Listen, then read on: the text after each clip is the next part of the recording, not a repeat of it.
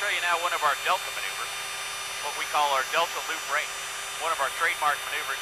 Boss takes the delta in from left to right on the flight line, takes them up and over the top. When they're pointed vertical straight down, they'll say, ready break, and then all 6 pilots will separate and go apart in 6 different directions.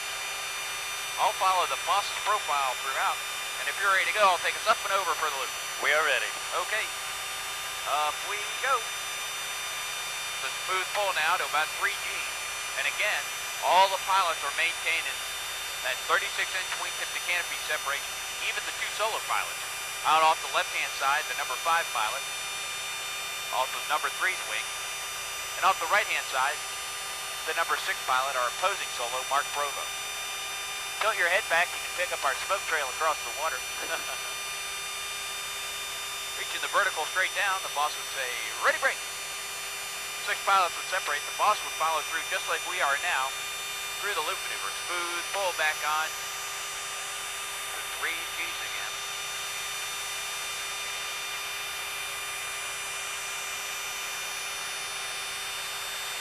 And outbound and accelerate. How you feeling, Mark? Fine. Oh, all right. That is neat. I like it. All right. Now I'll take us up and over, and if you're familiar, it's an Emmelman maneuver. Actually, a lot of the different maneuvers that go on acrobatically were all designed by World War I pilots as air combat maneuvers. That's how they started doing it. You think of a loop, you think of all these other things. They are no kidding started out as air combat maneuvering by the first guys that started to fly airplanes that could do that kind of stuff. Now, if you're ready, I'll take us up and over an Emmelman. What I'll do is turn us around and straight to the vertical. As we are pointing the opposite way, I'm going to roll us out. You ready? We are ready. Okay, up we go. Now, just like the loop, except for this time, I'm only going to be doing the first half here. Now, throughout all these maneuvers, I'm using the instruments to set me up on the profile I want to be on, and then I'm looking out to make sure where I am with relation to maneuvering. Level my wings to the horizon, pick up my smoke trail now. Now pushing out and rolling out.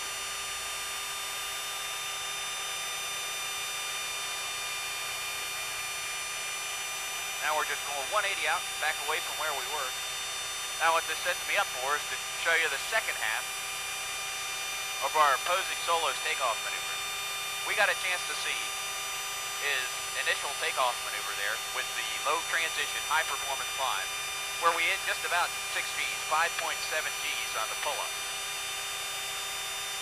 What I'm going to do now, and the way he finishes it off, is he rolls his aircraft 180 degrees, pulls back down through in what we call a tactical split S maneuver.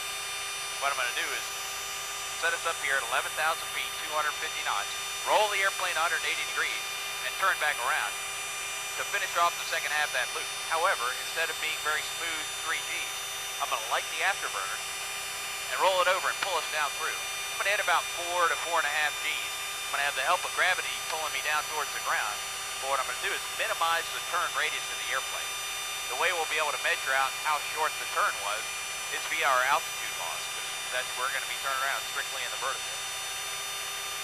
And we should see anywhere from about a 2,800 to 3,000 foot altitude loss, which would be about a 14 to 1,500 foot turn radius.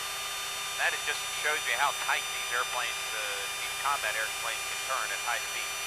And if you're ready to go, we are ready. I'm going to say rolling and pulling. When I say pulling, you might want to flex your legs a little bit and start getting on the hook maneuver so that you don't fall behind, just in case that were to get after you.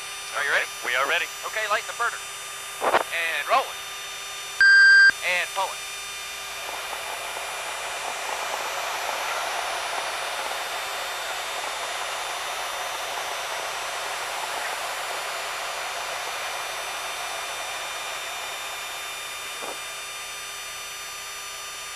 Bottomed out at about 8,100, so about 2,900 feet. Wow. Our smoke trail's right up there off the right-hand side. Guess I didn't do it in the pure vertical. I had a little bit of lateral offset there. But a very, very tight turn. As you can see how the flight controls work, actually biting into the air to give us the best turning capability on the airplane. State-of-the-art system, like I told you on the ground, that they built by McDonnell Douglas to give us maneuverability in both high speed and slow speed. I showed you the high speed, or let's call it medium speed, about 300 to 400 knot regime. where we do most of our maneuvers. The next one I'm going to show you is one of our solo maneuvers.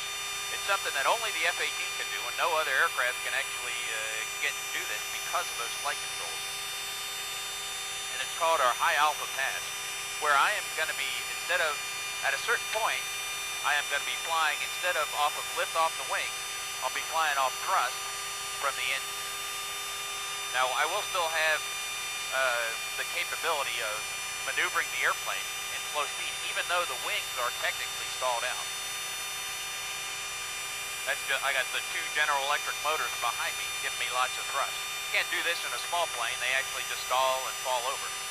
In our case, we got enough thrust out the back end, and we have the flight control computers that are actually changing the leading edge flaps and the trailing edge flaps to give us the best maneuverability as we slow down here. Through 200 knots, if you look on the right-hand TV screen, you can see the leading edge flaps are about 9 degrees down, the trailing edge are about 10. And if you look out, you can see, well, they look pretty much like they're almost level with the wing. They got a little bit of program down. Now slowing us down here, I'm going to keep us level at about 5,000 feet. The degrees over on the flight control page are changing. Right now at about 150 knots is where I go through that transition from lift off the wings to thrust out the back end. And you can feel that happen as the airplane starts to squat down. I'm going to hold us at about 120 knots and try to keep us level at 5,500 here. There I'm down to about 110. I want to make sure I keep about 120 on the airplane. Now if you look out at the wings now, you can see how far down those leading edge flaps are. I didn't throw any switches in the cockpit. Those are those flight control computers giving me the best maneuverability, making those leading edge flaps parallel with where the wind is coming from to give me maneuverability. So I can turn to the right here where I can stop and turn to the left. That's the kind of maneuverability you need if you're in like a tight dogfight at a slow speed to get your nose pointed, to get your aircraft weapons off. And this is called our high alpha pass. Our two solo pilots do this in formation, one right next to each other. Here we are at 120 knots, level, with our nose cocked up, basically doing a wheelie across the crest. Did you get a chance to see the show today or the practice? I didn't see the practice. I've seen this maneuver out over the beach before. Yeah. Oh, it's a classic over the Right beach. over the pier? Yeah. Which is no longer there. Bummer. Pretty much. Neither's my beach house. Oh, that's another bummer. A big one. So what I've done is selected full afterburner, and we've gone immediately from about 125 to right now through 155, still accelerating. We went from about 5,500 now to 6,800, and still accelerating and climbing out. And that's the 1-to-1 thrust ratio that we have in the airplane, or the ability to match the thrust out the back end with the weight of the airplane. We're weighing in at about 31,000 right now. We got 32,000 pounds of thrust coming out the back end in full afterburner. I'm going to leave it in afterburner. As I turn us around here, pointing away from land, I'll show you how fast the airplane can accelerate. Just going 120 the opposite way, now passing through 350. Wow. And if you look just above the G, down there in the lower left, you'll see an M with a number. That's our Mach number. Passing through 0.85 now. I kept us away from land because we're going to break the sound barrier here, and that's the same direction that our sonic boom would go. Passing through 1.0. You can feel the airplane as it breaks the sound barrier there. 1.04.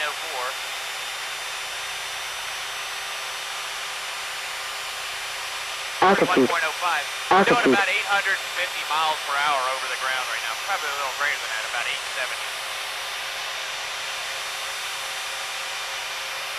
Now as I pull the aircraft out of afterburner, you can feel the deceleration of the airplane as we go back through the sound barrier here. Now what I'm going to do is take us, if you're ready, into our vertical roll profile. And that's what our number 6 pilot does. As he turns it straight up, rolls the airplane up into the sky from over the crowd. Okay. You ready? We are ready. Okay, Mark, what I want you to do is make sure you stay with me throughout. Start flexing your legs and get on the hook maneuver, because we'll hit about 5 to 5.5 G's on the pull up into the vertical. All right. All set? We are ready. Okay, up we go. Start hooking.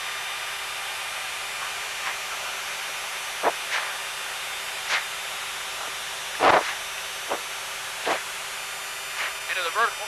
And roll.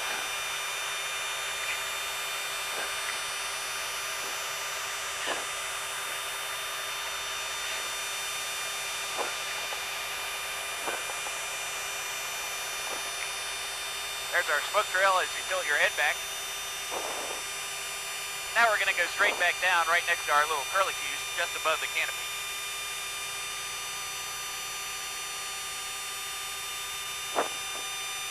Got dark for about half a second.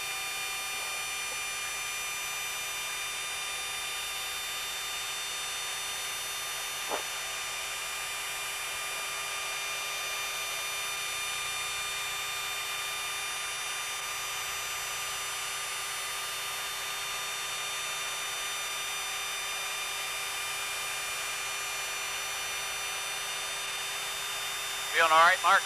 Yeah, I almost blacked out there, but I kept light. All right. That's all you got to do. Don't let it beat you. Keep fighting it. What I'll do now is show you an inverted flight of the airplane. That's the last thing I want to show you before I give you the controls. Okay. What I'm going to do is roll the airplane over. This is probably the one where you not only want to make sure you're not hooking, you want to relax as much as you can. Okay. Because as I roll the airplane over, it's going to be like when you're a kid hanging upside down. Except your whole body will be under the feeling as we hit negative 1G. Are you ready? We are ready. Okay, rolling it. Now if you look at the G meter there, you can see the negative 1G as I level us out here. Our Fusolos do this in formation for their cutover roll, as well as our Diamond does this in their tight formation. It's called the double marvel, where the lead and the slot are both upside down.